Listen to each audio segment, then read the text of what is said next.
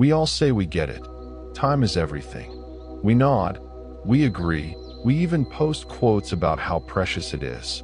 But if we actually understood it deep in our bones, would we still be scrolling for hours, hitting snooze on our dreams, and whispering, "I'll start tomorrow"? Here's the uncomfortable truth most people never face until it's too late. Time is the one thing you can never get back. Money? You can earn it again. A job? You can find another. But a single hour that slips away is gone forever. Hey everyone, welcome to Bright Tales, the place where one story at the right moment can wake up something inside you that years of advice never could. In a quiet little town tucked between rolling green hills and dusty back roads, there lived a father and his son. The father was the kind of man who rose before the sun, ran his small shop with pride, and came home each evening tired but fulfilled. His son? He was the complete opposite. The boy slept in late, wandered the streets with his friends, lounged at the corner cafe, watched everyone else hustle, and only headed home when his stomach started growling.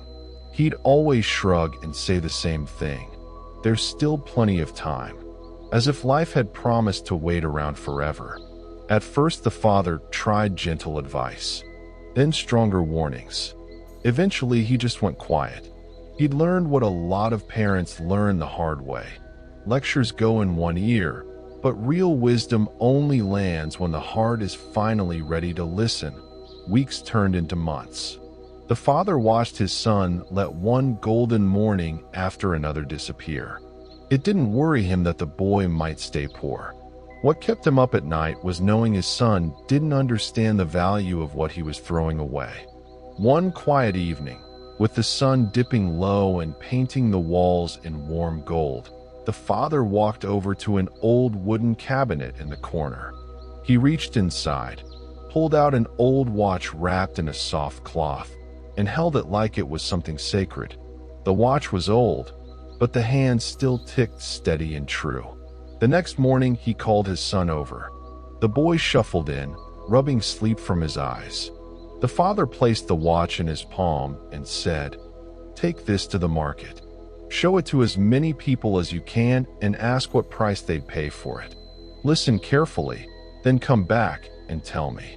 The boy looked a little confused, but it sounded easy. He slipped the watch into his pocket and headed down the busy market road. The market was buzzing, vendors shouting prices, shopkeepers setting up displays, buses kicking up dust, the whole place alive with energy. The boy pulled out the watch and started asking. First stop, a fabric merchant turned it over in his hands and said, $500, not a penny more. A little further down, the grocery guy offered, $800, it's decent. Near the end of the row, a man selling metal goods glanced at it and said, "I'd go 1,000, give or take." By afternoon, the boy was back home. His father asked, "What did you learn?" The boy shrugged. "Everyone gave me a different number, 500, 800, 1,000. No one could agree." The father just nodded. No explanation. The very next day, he called his son again, placed the same watch in his hand, and said, "Go back to the market. This time, don't ask the price of the watch. Ask them the price of the time inside it." The boy stared at his dad. The price of the time? His father simply said, "Just go. Ask. Then come home." Back at the market, the boy tried the question. The first merchant burst out laughing. "The price of time? Kid, you messing with me?" The next shop owner waved him off. "Go home. Stop wasting my time with silly questions." Another man shook his head and muttered, "You can't put a price on time. Now leave me alone." Everywhere he went it was the same. Laughter, arroles, or straight-up dismissal. The boy felt his face burning. For the first time in months, he felt real shame. He'd never actually thought about time like this before. Now he was walking through the same crowded market, hearing people mock the very question he couldn't answer. He was ready to quit and head home when he spotted a tiny shop tucked in the corner. An old watch repair stand with dozens of clocks covering the walls, all quietly ticking. Behind the counter sat an elderly man with silver hair and calm, kind eyes, carefully working on a broken timepiece.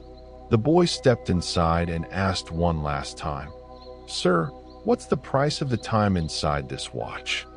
The old man stopped what he was doing. He looked up, studied the boy's face for a long moment, and instead of laughing, he smiled with understanding. "The watch itself can have a price," he said gently. "One person might say 500, another 1,000. But the time inside it, that has no price. None." He leaned forward. "Son, you just asked the most important question a person can ever ask. And the answer is simple. Time cannot be bought. Not for dollars, not for gold, not for all the money in the world. You can buy a watch, but you can never buy the time it measures. If a rich man loses his fortune, he can earn it back. If a farmer loses his crops, he can plant again. If a shop burns down, it can be rebuilt. But if you lose one single hour of your life, can anyone give it back to you?" The boy slowly shook his head. "Not even 1 second," the old man said. "That's why time is the greatest treasure you will ever have. It's free, yet priceless. Time has one bad side and one good side. The bad side, it never stops. It keeps moving whether you're ready or not. It doesn't wait for anyone. The good side, you still get to choose what you do with it. Every single person on earth, rich or poor, young or old, gets the exact same 24 hours every day. No more, no less. The difference between someone who builds an extraordinary life and someone who just watches life pass by isn't talent or luck. It's how they choose to spend those hours. One person uses time to create a future. The other throws it away like it's nothing." The old man's words landed heavy in the boy's chest. For the first time, something actually shifted inside him. No lecture from his father had ever reached this deep. The boy stood there, eyes lowered. "I understand now," he whispered. The old man handed the watch back. "Then don't just understand it," he said. "Change." The boy ran home, heart racing. He told his father everything. Every word the old man had spoken, with a fire in his eyes his father had never seen. When he finished, the father simply placed a hand on his son's shoulder. No long speech needed. The lesson had already landed where it mattered most.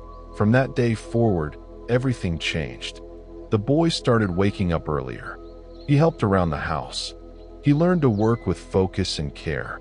He spent less time roaming and more time building something real. At first, the change was small, but day by day it grew stronger. He discovered that disciplined hours brought peace and honest effort brought pride. Slowly, his whole life began to take shape. The town stayed exactly the same.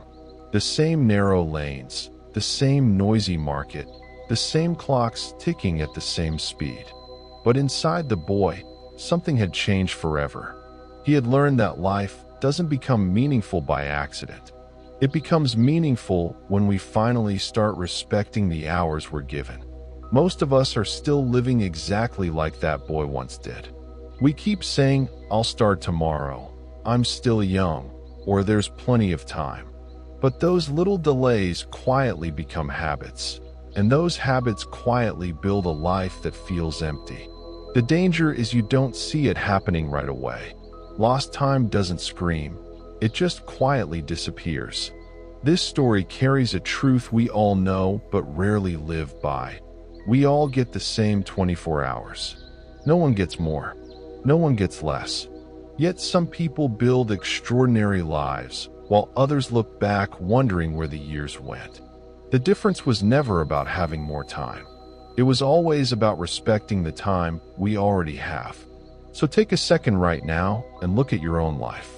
How many hours did you waste this week on things that added nothing to your growth, your peace, or your future? How many times did you say, "I'll do it later," and let another day quietly slip away? The father in this story understood something beautiful. He didn't try to force wisdom into his son with more lectures. He gave him an experience. Let him walk through the market, feel the confusion, face the laughter, and arrive at the truth himself. Because that's how real change actually happens. Not from someone else's words, but from your own personal realization. So here's what you can take from this story today. Stop waiting for the perfect moment. Stop telling yourself there's still plenty of time. Start now. Start small. Wake up a little earlier tomorrow. Cut 1 hour of mindless scrolling. Pick up that book. Start that project. Have that conversation you've been avoiding. Every single hour you invest in yourself today is building the person you're going to become tomorrow. Remember, you can replace almost anything in life, but you can never replace a single moment that has already passed. Respect your time. It is the most valuable thing you will ever own. Now I want to hear from you in the comments. What is one thing you've been putting off that you're finally going to start today? Write it down below and make a promise to yourself right now. If this story hit you in the heart and made you think differently about your time, do me a favor. Hit that like button and share it with someone who needs to hear this today. And if you're not already part of the family, subscribe to Bright Tales and turn on notifications so you never miss a story that could change everything. I'll be back soon with another powerful story. Until then, stay grateful, stay focused, and remember, your time is your life. Spend it wisely.